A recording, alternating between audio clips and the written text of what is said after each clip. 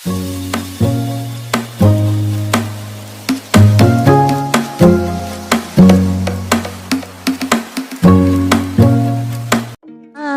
Hello everyone, ಎಲ್ರಿಗೂ ನಮಸ್ಕಾರ. Welcome back to my YouTube channel. So ಈ ವ್ಲಾಗಲ್ಲಿ ನಾನು ನೀವೆಲ್ಲರೂ ತಮ್ನೈಲಲ್ಲಿ ನೋಡಿದಾಗ್ಲೇ ಒಂದು ರೆಸಿಪಿನ ನಿಮ್ಮೊಟ್ಟಿಗೆ ಶೇರ್ ಮಾಡ್ಕೊಳ್ಳೋಣ ಅಂತ ಇದ್ದೀನಿ. ಯಾವ ಪ್ರೊಸೀಜರ್ನ ಫಾಲೋ ಮಾಡಿ ಸುಮಾರು 1 ವರ್ಷಗಳ ಕಾಲ ನಾವು ಮಾವಿನಕಾಯಿ ಉಪ್ಪಿನಕಾಯಿನ ಹೇಗೆ ಸೇವ್ ಮಾಡ್ಬೋದು ಅಂತ ಈ ವ್ಲಾಗಲ್ಲಿ ನೋಡೋಣ ಬನ್ನಿ. ಸೊ ಬನ್ನಿ, ಲೆಟ್ಸ್ ಗೆಟ್ ಸ್ಟಾರ್ಟೆಡ್. ಯಾರೆಲ್ಲ ಇನ್ನೂ ಸಬ್ಸ್ಕ್ರೈಬ್ ಮಾಡದೆ ನೋಡ್ತಾ ಇದ್ದೀರಾ, ಪ್ಲೀಸ್ ಪ್ಲೀಸ್ ಪ್ಲೀಸ್ ಸಬ್ಸ್ಕ್ರೈಬ್ ಮಾಡಿ. ಸೊ ಬನ್ನಿ, ಲೆಟ್ಸ್ ಗೆಟ್ ಸ್ಟಾರ್ಟೆಡ್. ಮೊದಲನೇದಾಗಿ ಉಪ್ಪಿನಕಾಯಿ ಹಾಕೋದಕ್ಕೆ ಉಪ್ಪಿನಕಾಯಿ ಮಾವಿನಕಾಯಿ ಅಂತಲೇ ಬರುತ್ತೆ, ಅದನ್ನು ಆಮ್ಲೆಟ್ ಕಾಯಿ ಅಂತಲೂ ಸಹ ಕರೀತಾರೆ. ಸೊ ಅದನ್ನು ನಾನು ಸುಮಾರು ಒಂದು 5 ಆಮ್ಲೆಟ್ ಕಾಯಿ ಮಾವಿನಕಾಯಿನ ತಗೊಂಡು ನಮಗೆ ಯಾವ ಸೈಜಲ್ಲಿ ಪೀಸಸ್ ಬೇಕೋ ಸೊ ಆ ಸೈಜಲ್ಲಿ ಕಟ್ ಮಾಡಿ ಇಟ್ಕೊಬೇಕು. ಸೊ ಯೂಶಲಿ ನಾಳೆ ಉಪ್ಪಿನಕಾಯಿ ಹಾಕ್ತೀರಿ ಅಂದರೆ ಮಸಾಲೆ ಎಲ್ಲ ಹುರ್ಕೊಂಡು ರೆಡಿ ಮಾಡ್ಕೋತೀವಲ್ವಾ. ಸೊ ನಾಳೆ ಉಪ್ಪಿನಕಾಯಿ ಹಾಕ್ತೀವಿ ಅಂತಂದರೆ ಸೊ ಯೂಶಲಿ ನಾನು ಏನು ಮಾಡ್ತೀನಿ ಅಂದರೆ ಹಿಂದಿನ ದಿನ ನೈಟು ಪೀಸಸ್ ಎಲ್ಲ ಕಟ್ ಮಾಡಿ ಮಾವಿನಕಾಯಿನ ಓವರ್ ನೈಟ್ ನಾನು ಕಲ್ಲುಪ್ಪಲ್ಲಿ ಸೋಕ್ ಮಾಡಿ ಇಡ್ತೀನಿ. ಸೊ ದಟ್ ಏನಾಗುತ್ತೆ ಅಂತಂದರೆ ಹೆಚ್ಚಿಟ್ಟಿರೋ ಮಾವಿನಕಾಯಿ ಉಪ್ಪನ್ನ ಕಂಪ್ಲೀಟಾಗಿ ಅಬ್ಸರ್ವ್ ಮಾಡ್ಕೊಳ್ಳುತ್ತೆ. ಸೊ ಅಲ್ಲಿಗೆ first step complete. Overnight ಹೆಚ್ಚಿಟ್ಟಿರೋ ಮಾವಿನಕಾಯಿ ಉಪ್ಪಲ್ಲಿ ಕಂಪ್ಲೀಟಾಗಿ ಅಬ್ಸರ್ವ್ ಆಗಿದ್ದಾದಮೇಲೆ ಸೊ ನೆಕ್ಸ್ಟ್ ಡೇ ಮಾರ್ನಿಂಗ್ ನಾನಿಲ್ಲಿ ಈಕ್ವಲ್ ರೇಷಿಯೋಲಿ ಅಂದರೆ ಅರ್ಧ ಕಪ್ ಸಾಸಿವೆ ಮತ್ತು ಅರ್ಧ ಕಪ್ ಮೆಂತ್ಯ ಇವೆರಡನ್ನೂ ಸಹ ನಾನು ಲೋ ಫ್ಲೇಮಲ್ಲಿ ಹುರ್ಕೋತಾ ಇದ್ದೀನಿ. ಸೊ ನಾವಿಲ್ಲಿ ಗಮನಿಸಿರ್ಬೋದು ಮೆಂತ್ಯ ಒಂಥರ ಗೋಲ್ಡನ್ ಕಲರ್ಗೆ ಟರ್ನ್ ಆಗುತ್ತೆ, ಸೊ ಗೋಲ್ಡನ್ ಲೈಟ್ ರೆಡ್ ಕಲರ್ಗೆ. ಸೊ ಆವಾಗ ನಾವು ಫ್ಲೇಮ್ನ ಆಫ್ ಮಾಡಿಕೊಂಡು ಅದನ್ನು ಸ್ವಲ್ಪ ಆರಿದಾದ್ಮೇಲೆ ಪೌಡರ್ ಮಾಡ್ಕೋಬೇಕಾಗತ್ತೆ. ಮೆಂತ್ಯ ಮತ್ತು ಸಾಸಿವೆನ ಪೌಡರ್ ಮಾಡ್ಕೊಂಡಿದ್ರಲ್ವ ಮಿಕ್ಸರ್ ಜಾರಲ್ಲಿ, ಸೊ ಆ ಪೌಡರ್ನ ನಾವೇನು ಓವರ್ ನೈಟ್ ಸೋಕ್ ಮಾಡಿದ್ವಿ ಹಚ್ಚಿಟ್ಟಿರೋ ಮಾವಿನಕಾಯಿಗೆ ಆ್ಯಡ್ ಮಾಡ್ಕೊಳ್ಳೋಣ.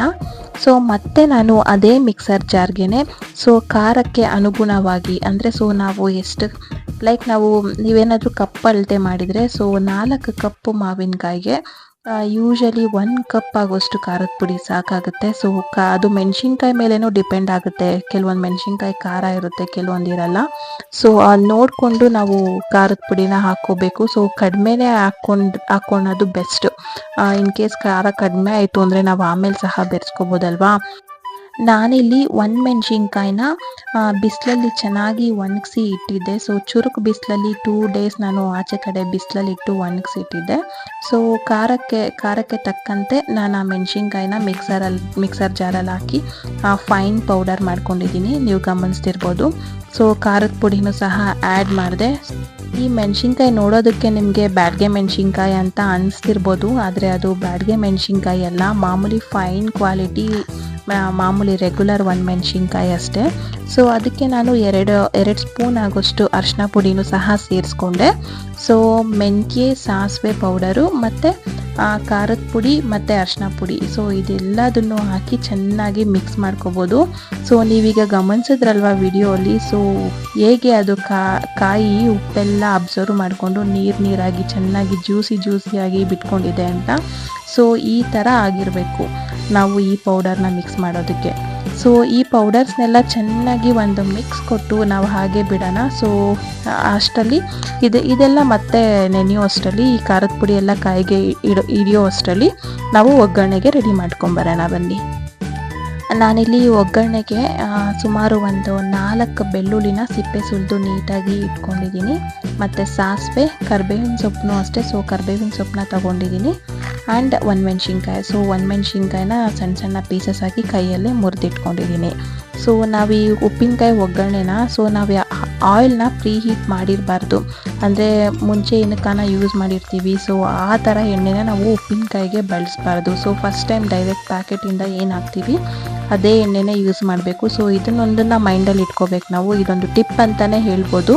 ಪ್ರೀ ಹೀಟೆಡ್ ಆಯಿಲ್ನ ಉಪ್ಪಿನಕಾಯಿಗೆ ಯಾವುದೇ ಕಾರಣಕ್ಕೂ ಬಳಸಬಾರ್ದು ನಾವು. ಸೊ ನಾನಿಲ್ಲಿ ಫಸ್ಟ್ ಬೆಳ್ಳುಳ್ಳಿ ಹಾಕ್ಕೊಂಡೆ.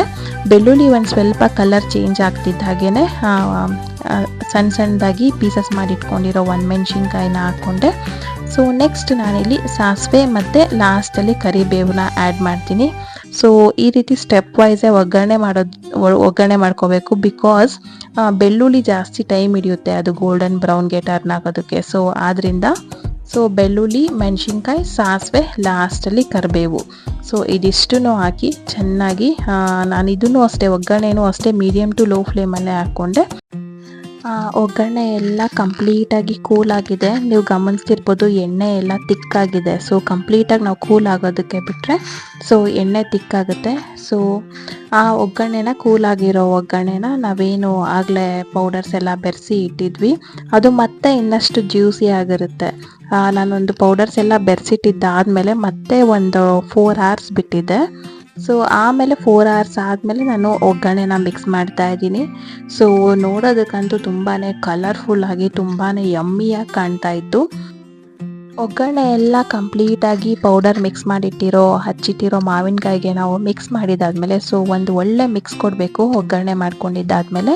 ಸೊ ಈಗ ಕಂಪ್ಲೀಟ್ ಉಪ್ಪಿನಕಾಯಿ ರೆಡಿ ಆಯಿತು. ಸೊ ಡೆಫಿನೆಟಾಗಿ ಈ ಪ್ರೊಸೀಜರಲ್ಲಿ ಒಂದ್ಸರಿ ನೀವು ಟ್ರೈ ಮಾಡಿ. ನಿಮ್ಮ ಮನೇಲೆಲ್ಲ ಹೇಗೆ ಬಂತು ಉಪ್ಪಿನಕಾಯಿ ಆ್ಯಂಡ್ ಈ ಪ್ರೊಸೀಜರ್ ನಿಮಗೆ ಹೆಲ್ಪ್ ಆಯಿತಾ ಅಂತ ನನಗೆ ಮರೀದೆ ಕಮೆಂಟ್ಸಲ್ಲಿ ತಿಳಿಸಿ. ಆ್ಯಂಡ್ ಒಗ್ಗರಣೆ ನೀಟಾಗಿ ಕಂಪ್ಲೀಟಾಗಿ ಉಪ್ಪಿನಕಾಯಿ ಎಲ್ಲ ರೆಡಿ ಆಯಿತು. ಸೊ ನಾನಿಲ್ಲಿ ಗಾಜಿನ ಬಾಟ್ಲುಗಳಿಗೆ ಸ್ಟೋರ್ ಮಾಡಿಟ್ಟಿದ್ದೀನಿ. ಸೊ ಕಾರಣ ಏನಪ್ಪ ಅಂತಂದರೆ ಸೊ ಸ್ಟೀಲು ಪ್ಲಾಸ್ಟಿಕ್ಕು ಆದಷ್ಟು ಅವಾಯ್ಡ್ ಮಾಡಬೇಕು. ಲೈಕ್ ಸ್ಟೀಲಲ್ಲಿ ಸ್ಟೋರ್ ಮಾಡೋದ್ರಿಂದ ಯೂಶಲಿ ಉಪ್ಪಿನಕಾಯಿ ರಿಯಾಕ್ಷನ್ ಆಗೇ ಆಗುತ್ತೆ. ಸೊ ಪ್ಲಾಸ್ಟಿಕಲ್ಲಿ ಸ್ಟೋರ್ ಮಾಡಿದ್ರೆ ಹೆಚ್ಚಿನ ಕಾಲ ಬಾಳಲ್ಲ. ಸೊ ಗಾಜಿನ ಪಾತ್ರೆ is the best option. So ನಿಮ್ಮ ಮನೇಲಿ ಯಾವುದಾದ್ರೂ ಗಾಜಿನ ಬಾಟಲ್ಸು ಗಾಜಿನ ಜಾರ್ಸು ಇದ್ದರೆ ಉಪ್ಪಿನಕಾಯಿನ ಗಾಜಿನ ಬಾಟ್ಲಲ್ಲೇ ಸ್ಟೋರ್ ಮಾಡಿ ಇಟ್ಕೊಳ್ಳಿ. ಸೊ ಇದು ಒಂದು ಆ್ಯಡೆಡ್ ಟಿಪ್. ಸೊ ಈ ಪ್ರೊಸೀಜರಲ್ಲಿ ಉಪ್ಪಿನಕಾಯಿ ಮಾಡಿ ಗಾಜಿನ ಬಾಟಲಿ ಸ್ಟೋರ್ ಮಾಡಿ. ಸೊ ನಾವು ಹಾಗೇ ಈಚೆ ನಾರ್ಮಲ್ ಟೆಂಪರೇಚರಲ್ಲಿಟ್ಟರೆ ಸುಮಾರು 6 to 8 months ಬರುತ್ತೆ. ಸೊ ನಾವು ಫ್ರಿಡ್ಜಲ್ಲಿ ಸ್ಟೋರ್ ಮಾಡೋದ್ರಿಂದ ಮೋರ್ ದ್ಯಾನ್ 1 year ಅಂದರೆ ಆಲ್ಮೋಸ್ಟ್ 1 year 5 months ಸೊ ಆ ಥರ ಎಲ್ಲ ಬರುತ್ತೆ. ಸೊ ಹೋಪ್ ಈ ವ್ಲಾಗ್ ನಿಮ್ಮೆಲ್ಲರಿಗೂ ಇಷ್ಟ ಆಗಿದೆ ಅಂತ ಅಂದ್ಕೊಂಡಿದ್ದೀನಿ. ಸೊ ನಿಮಗೆ ಈ ವ್ಲಾಗ್ ಸ್ವಲ್ಪನಾದರೂ ಹೆಲ್ಪ್ಫುಲ್ ಅಂತ ಅನಿಸಿದ್ರೆ ಒಂದು ಲೈಕ್ ಮಾಡಿ. ಆ್ಯಂಡ್ ಇನ್ನೂ ಸಬ್ಸ್ಕ್ರೈಬ್ ಮಾಡದೆ ನೋಡ್ತಾ ಇದ್ದರೆ ಸೊ ಇದೇ ರೀತಿ ಇಂಟ್ರೆಸ್ಟಿಂಗ್ ರೆಸಿಪೀಸ್ ಆ್ಯಂಡ್ ಟ್ರಾವೆಲಿಂಗ್ ವ್ಲಾಗ್ಸ್ಗೋಸ್ಕರ ನನ್ನ ಚಾನಲ್ನ ಸಬ್ಸ್ಕ್ರೈಬ್ ಮಾಡಿ. So see you all in my next vlog. Till then take care, bye. And comment ಮಾಡೋದನ್ನು ಮರಿಬೇಡಿ. ಸೊ ಹೇಗೆ ಬಂದಿತ್ತು ನಿಮ್ಮ ಮನೇಲೆಲ್ಲ ಅಂತ.